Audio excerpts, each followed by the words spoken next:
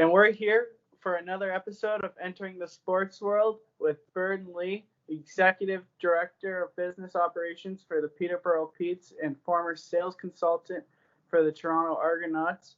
Welcome to the show, Burton.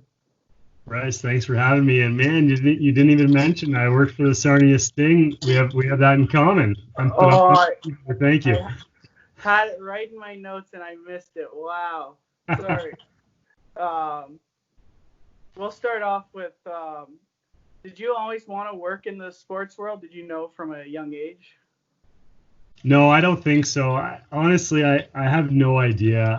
My line that I always use now is that I still don't know what I want to do when I grow up. I think that like many people that have entered the sport industry, I have a passion for sport, but what I've realized over time is that what I love is building community and seeing people come together, which is obviously tough during a pandemic. But no, when I was a kid, I didn't really know what I wanted to do. So it was always just sort of a go with the flow mentality. And I went to school and I kind of landed doing different things and really went from there. Yeah. So out of school, you landed a job with the Toronto Argonauts. What was that like? It was the classic ticket sales job. You were at the bottom of the ladder in the organization. I came in at a pretty good time in the CFL. I didn't know a lot about Canadian football, but I did love football, and I enjoyed marketing and I enjoyed talking to people. So it was kind of a good fit. But my job was to sell tickets, and I always joke working for a junior hockey team now, where your access to all different levels of the organization is pretty great. At the pro level in the CFL, you really had no access to anything. All you were doing every day is punching the clock when you got in the morning, making phone calls, and then when you made your last call for the day, you left. There was no crossover to the marketing or events departments, and you certainly weren't going up to the practice facility to help with communications or anything like that. So, yeah. It was good. It was a really great way to learn the ins and outs of fan relationships and what, the different things that drive people to engage with the sport team. You had your diehard football fans, you had your classic Canadiana people, and then you had people just trying to go and have a beer on a Friday night or a Sunday afternoon and everything in between. So it was amazing. I always encourage anyone looking to get into sport to get into ticketing, not only because most of the jobs are there, but just because it is really a truly great way to learn why people want to engage with your brand, whether you end up as the general manager of a team or, the head of a marketing department or anything in between. Did you find anything like when you were working in the ticket sales, like somebody, like a lot of people would be, say the team wasn't doing good, you find the ticket sales go down, and then vice versa, the team's doing good, a lot more. It's a lot easier to sell the team, or?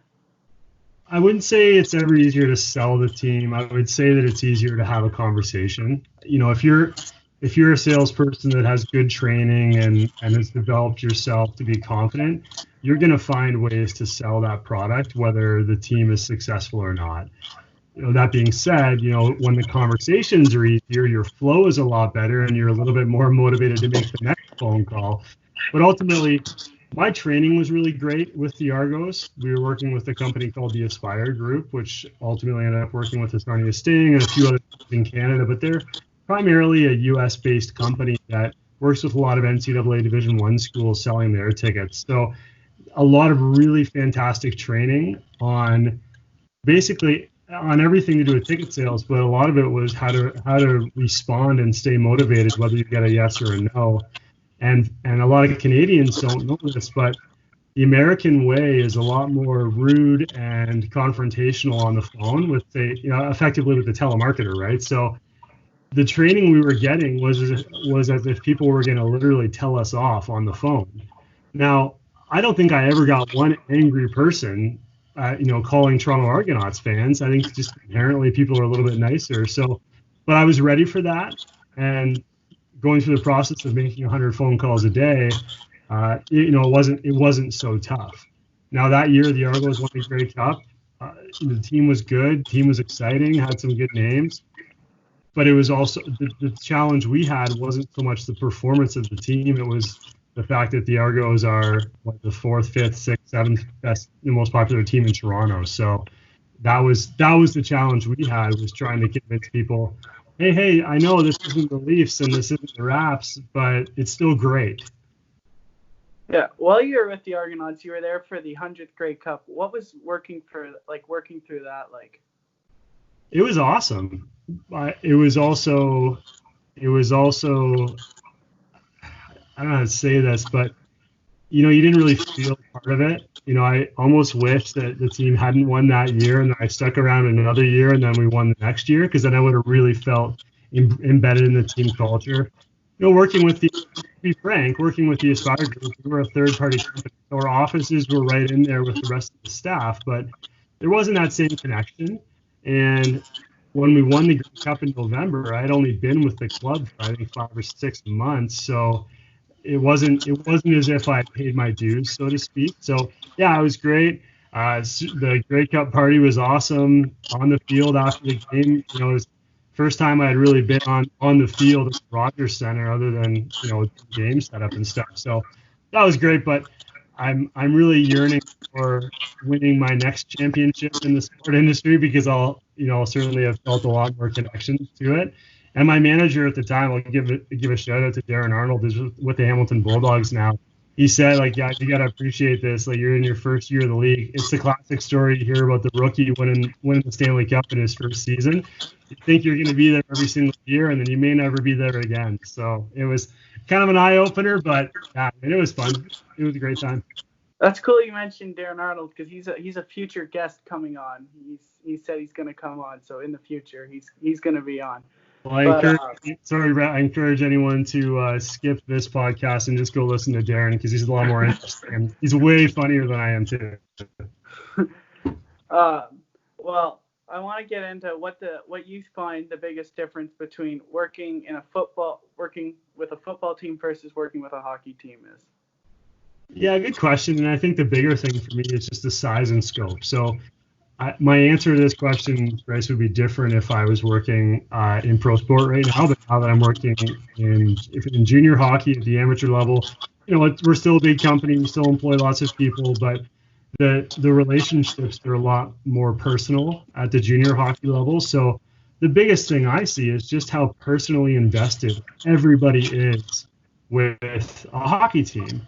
And I don't think it's just because of hockey's, the cultural impact that we have in the country, but because we are the big fish in the small town of Peterborough, Ontario.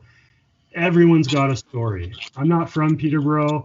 I moved here. I've been here for a couple of years now. And anytime you walk around town, people do recognize you. And I'm talking I was the communications director for the team. This wasn't like I was the GM or the head coach or the star player. People saw me and said, "Hey, you're that guy that runs around on game night like a chicken with his head cut off, right?" It's oh, okay, so this is the thing. Fair enough. So it's really great that everyone cares. I'm not going to be the guy that says, "Oh, it's hard because you're always in the spotlight." Come on, we're in sport. We all want to be in the spotlight all the time. Yeah. So it is wonderful. And it was the complete opposite in Toronto. You could be the GM of the Argos and no one would still know who you are. So, so that was different. I mean, and then all the logistical differences working in football, I think we had 9 regular season home games per year. And then basically the playoffs are over before they start, and all the different format stuff. But I will say, if you've never been, and I'm guessing a lot of your listeners are younger, Bryce, if you've never been to a Grey Cup festival, go. The next time, when the world opens up again, and if you can get yourself out there, because it's a whole different ball game. The people that like the CFL love the CFL. So I highly encourage anyone to check out, not just the game. The Grey Cup game is fine, but it's just another game. But the whole festival leading up to it's really special. Yeah. That's funny you say that you get noticed, because I recognize that too, even just as an intern. I'll be walking around and somebody will go, "You were that guy that asked somebody to be on a such and such promotion," and you get noticed. I noticed that even from Sarnia. Speaking of Sarnia, you've also worked there. I forgot to mention in the intro, but what do you find the biggest difference between working in Sarnia and Peterborough is? Well, my Sarnia story, I love Sarnia, but I was never there for a winter. The story for me was I worked for two OHL teams before I ever saw an OHL game. I moved, I transitioned to the Sting in April of 2013, I guess it would have been. And my job was manager of their sales department. My job was to set up the sales and hire our staff and get ready for the next year. But in being honest, the reason I took a job with the Sting was because I wanted to end up in Eastern Ontario. Total, just to be totally frank, like my wife was a teacher. She got a job in Peterborough, from Peterborough. So it was like, okay, I feel like if I go to Sarnia, I'll work there for a couple of years, pay my dues in the O, and then eventually I'll maybe land a job with the Petes or with the Generals or Belleville at the time. And so that was the game plan. And then through some mutual connections, a job opened up with the Petes a couple months later, and I had to jump at it because that was my end goal. So I always feel bad. And, Brian Prout was the guy at the time who was with the Sting, and he was unbelievable to work with. I had so much fun working with him and the rest of the group down there, Matty Rose and different people that are no longer there. But I loved Sarnia, but I was there for, I think, 3.5 months, and then I was gone. I never saw a game. I never met a player. I think I met one coach one time, and I never made it into a team photo either. So it's almost like it never happened, Bryce. That's funny. Now, working with Peterborough, what type of opportunities do you think there are for somebody who's looking to get into the sports world? Lots of opportunities. Classic sports story, but turnover is typically pretty high. Either we hire people that are fresh out of school typically and are green and are looking to make an impact in the sport industry.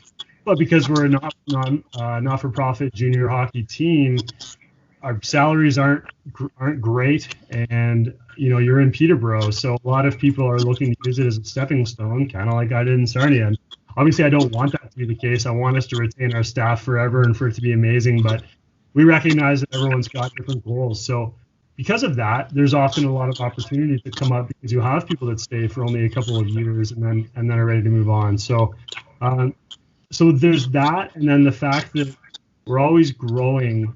I'm not shy about the fact that our organization, I don't think, ran very effectively as a business for the majority of our 65 years in the OHL.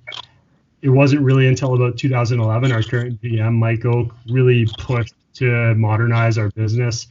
What I always tell people is when I walked into the office for the first time in 2013, there was still a typewriter on the receptionist's desk. I don't think she used it all that much, but it was there. And to me, that just symbolized like, wow, okay, these guys, this is old. So, but to Mike's credit and to the board of directors' credit, there's been a lot of impetus to grow and change and evolve. And I think we went very quickly from probably being, last or close to last in a lot of the marketing and business categories in the OHL to, a couple years later, getting ourselves to the middle of the pack. And now we're at the point in whenever we return, trying to be the top in the league in every individual category. Some of those were closer than others, but that's where we're going. So to answer your question, we're looking for people that are trying to be the best. And I don't care if you've never played a game of hockey in your life before. In fact, sometimes it's better if you don't have that embedded, hockeyness in you. And we want people that are going to come in and join our team and drive towards being the best business that we can be and find opportunities to grow. One thing I know through prior conversations is that you were a big part of helping build the social media with the Peterborough Petes. What was that like? Yeah, it was great.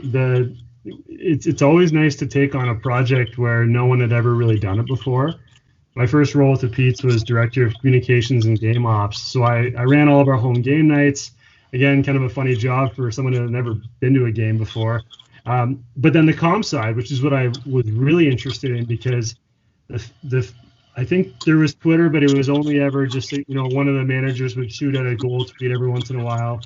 Facebook was the former general manager's daughter just made a personal profile page for the Petes, like first name Peterborough, last name Petes, like not a business page. It wasn't pre-Instagram, but it was basically pre-Instagram.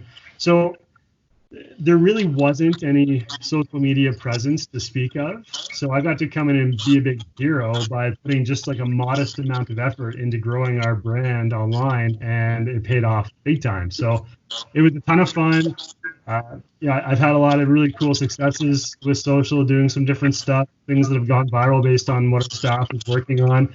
Been surprised by some things too, and other things have been complete embarrassing failures. So a lot of fun either way. Yeah. One last question here. What would be your biggest piece of advice for somebody who is looking to join the sports world? Be flexible for sure. Right now, I mean, I don't know when you're going to post this podcast, Bryce, so I'll try not to date this answer too much. But assuming we're still in the middle of a pandemic, or there's still some fallout whenever your listeners are catching up with this episode, there are going to be opportunities in the industry that may not seem like the perfect fit. But if you take an opportunity, you're going to be able to massage it into your own perfect fit. So whether it's in Medicine Hat or in Iqaluit or in France, if you find a job that's in the industry that you want to go to, take the job. Do your due diligence, make sure you can live and they have good corporate values, and whoever's managing you is going to provide you the training and support that you need. But you're always going to be able to step into an organization and find a way to help them grow. And then that, by paying those dues, even just for a couple of months, as I mentioned in my story, you're going to find an opportunity to grow. And a lot of the times you end up staying with an organization for a lot longer than you thought you would, because you realized it was actually just a really cool fit. I didn't think I was ever going to stay with the Petes for longer than a couple of years. I figured there'd be something else somewhere else that I would move on to. But I've been able to grow and expand my role here and grow our department, and it's been fantastic. So that, take a leap of faith, invest in yourself.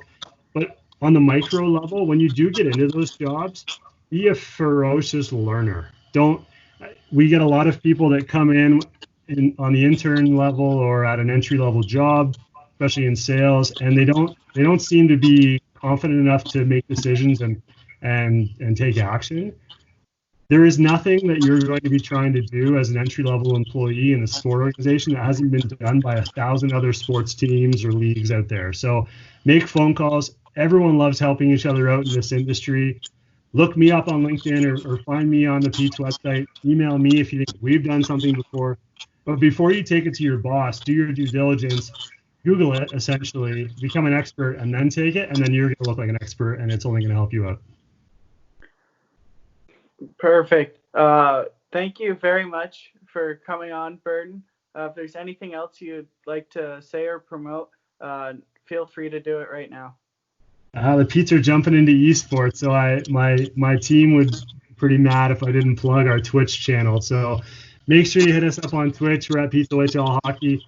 I think we're one of the few OHL teams as of right now that are really trying to get into that with the pandemic happening. So if anyone's got interest in esports, come talk to us. Teach us a few things. We're still learning too, but we're looking to expand our brand that way. So that as well. And I think our TikTok page is about to go live too. So we're getting a whole lot younger than I am. But no, Bryce, there's a ton of information out there, especially the webinars and different activities available for sport management students and young professionals now that strongly encourage you to take advantage of. And yeah, don't worry if you're not the biggest sport person in the world. As long as you like marketing, sales, and community development, then there's a place for you in this industry.